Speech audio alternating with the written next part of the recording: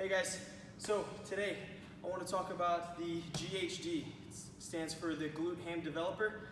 Surprisingly, this is not just made to put your sweater on, to put your phone on. This is a great tool, a great accessory tool to strengthen the muscles around your pelvis, right? Strengthen your hip flexors, your core muscles. The posterior chain is in your erectors, your glutes, and your hamstrings, and some of your calf to hold on to your knee a little better, right?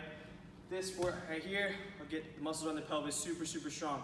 3 go-to movements, right? The first one is the GHD hip extension. Hip extension is in, we hinge here and extend with the glute muscles. Proper setup for that is your feet will be in between the ankle pads, right? Your legs are gonna be straight, and when your legs are straight, your hip bone is actually off the pad, right? That allows for your pelvis to go downward, face downward with your spine, and then your pelvis to extend up using the glutes, right? If my pelvis is against the pad, my pelvis will be held in place, and then it's just my spine bending, right? I want my entire pelvis to bend and hinge, right? So hip bone off the pad, hinge all the way down as low as you can, keep the spine flat as you extend up, keep core tight, squeeze the glutes, guys, come up to parallel. You do not need to hyperextend your spine. Come up to parallel and back down, just like so. Great. That's the GHD hip extension. Second one, guys, GHR stands for Glute-Ham raise, right? This is for the hamstring. It's for flexion of the knee joint, right? So flexion of the knee joint, the hamstring pulling to the tib fib upward this way, right? Great for stability in the bottom of a squat and for sprinting speed, that pulling speed, right? Set up for this. You're gonna be a little closer to your pad.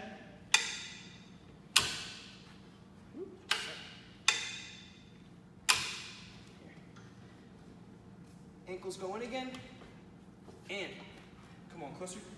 The knees are gonna be against the pad, not at the very top of the pad, just behind the pad, right? Probably about a third of the way down, maybe halfway down to the back side of the pad, right? So this allows for my knees to push against the pad and me to be in this upright position, right? From here, straight line from your shoulders to your knee joint. Hinge down, bend down, go flat. Then from there, pull against the back part of the GHD, all the way up, back down, same thing, and pull all the way up, right? Working at the hamstring, pulling at the knee joint. You're gonna feel this real hard here and in some of the calf muscle, right? There. Next one is the GHD sit-up, right? Great for the front side of the body now, working core, hip flexors, including lots of the quad muscles. So back side of the body was trained with the other ones. This sit-up trains the front side. Core muscles, hip flexors, some of the quads. With here, guys, your setup is going to be feet inside the ankles again. And then from here, your butt is going to be off the back side of the pad, right? It's not going to be at the very top. Your butt's going to be at the back side of the pad. This allows for your body to hinge downward, knees bent. I'm coming here, not quite past parallel. My spine is still safe. I flex my quads to activate myself sitting up. Quads activate, hip flexors activate, and my core activates, right?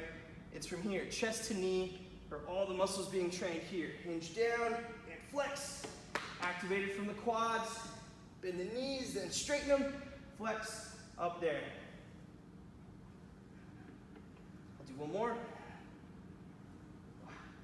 Good there. All right, so my 3 go-to movements, guys. GHD hip extension for the glutes. GHR, glute ham raise for the hamstring and knee stability. And then the GHD sit-up for the front side of the body.